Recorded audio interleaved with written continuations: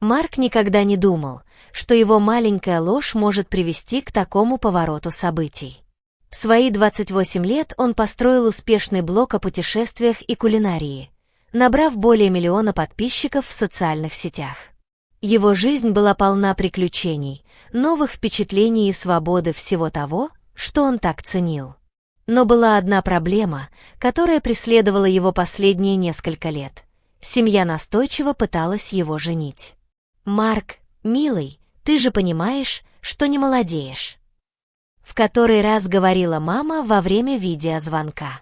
«У нас есть прекрасная кандидатура, дочка маминой подруги Софии.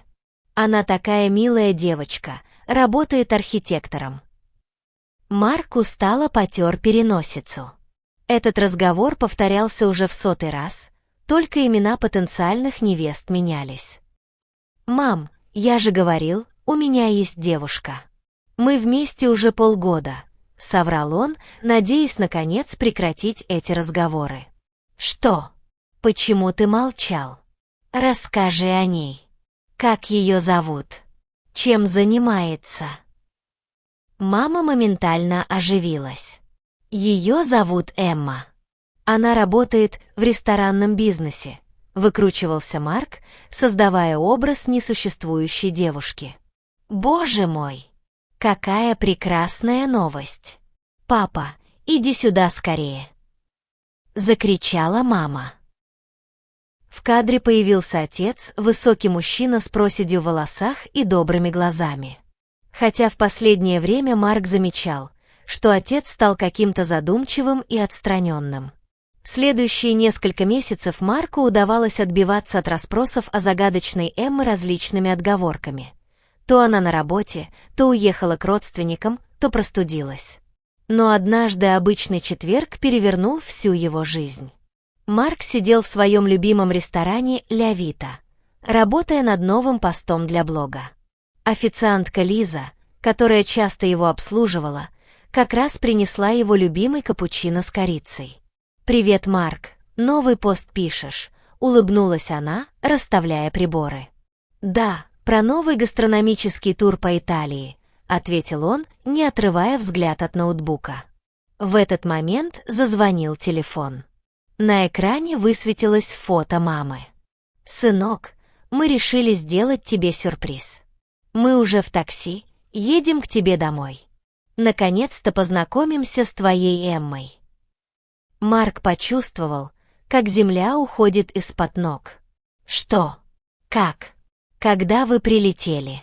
«Только что. Будем у тебя через полчаса. Эмма же дома?» Мозг Марка работал на предельной скорости. «Да-да, конечно. Мы вас ждем», — пробормотал он и положил трубку.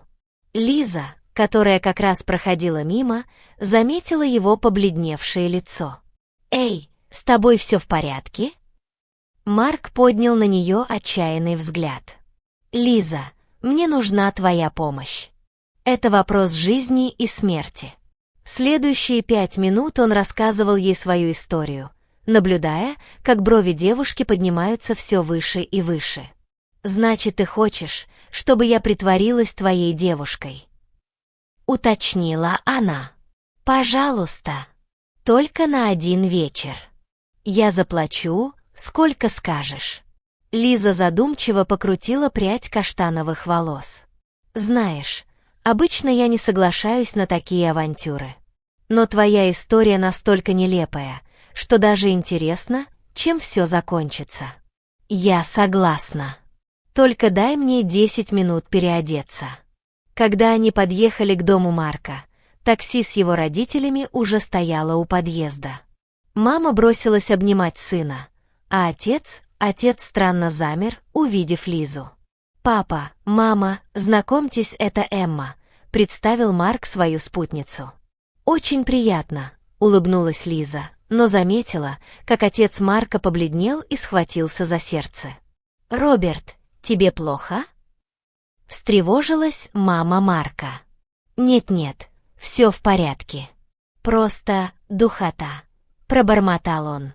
Весь вечер отец Марка был необычайно молчалив и избегал смотреть на Лизу. Она же, казалось, прекрасно вписалась в роль любящей девушки, рассказывала о работе в ресторане, о том, как они с Марком познакомились, смеялась над его шутками. Но когда родители ушли в гостевую комнату, Лиза схватила Марка за руку. «Слушай, мне кажется, или твой отец меня знает?» «Что? Откуда?» «Не знаю, но его реакция...» «Постой», Лиза замерла. «Его зовут Роберт?» «Роберт Вайт?» Марк кивнул. «О, боже!» — прошептала она. «Кажется, я поняла. 5 лет назад моя мама встречалась с мужчиной по имени Роберт. Я видела его всего раз, мельком. Он был женат, и мама прекратила эти отношения». Марк почувствовал, как комната начинает кружиться. «Ты хочешь сказать?» «Похоже, твой отец тот самый Роберт», — тихо закончила Лиза. Следующие несколько дней были похожи на сюрреалистический сон. Родители Марка остались на неделю, и им пришлось продолжать этот спектакль. Но что-то изменилось. Марк стал замечать, как Лиза смотрит на него уже не как актриса на партнера по сцене, а как-то иначе. И он сам ловил себя на мысли, что ему нравится просыпаться и готовить ей завтрак, обсуждать планы на день, просто быть рядом. Развязка наступила неожиданно. Однажды вечером отец попросил Марка выйти с ним на балкон. «Сын, я должен тебе кое-что рассказать», — начал он, глядя в ночное небо. 5 лет назад я совершил ошибку. У меня был роман. «Я знаю, папа», — тихо сказал Марк. Лиза рассказала. Отец тяжело вздохнул. «Я так боялся, что она меня узнает. Но знаешь что? Может быть, это судьба. Я вижу, как вы смотрите друг на друга. Это не игра, правда?» Марк покачал головой. «Уже нет. Тогда не упусти свой шанс. Не повторяй моих ошибок». Когда родители уехали, Марк и Лиза долго говорили.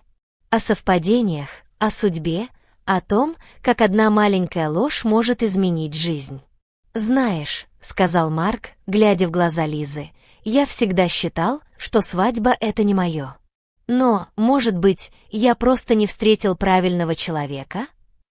Лиза улыбнулась и взяла его за руку. «А может быть, правильный человек все это время был рядом, просто нужна была одна безумная история, чтобы это понять». Через год Марк опубликовал в своем блоге пост, который начинался словами: «Верите ли вы в судьбу?» Я не верил, пока одна маленькая ложь не привела меня к самой большой правде в моей жизни. Этот пост собрал рекордное количество лайков и комментариев. А на свадьбе Марка и Лизы отец произнес тост за то, что иногда наши ошибки приводят к чему-то прекрасному.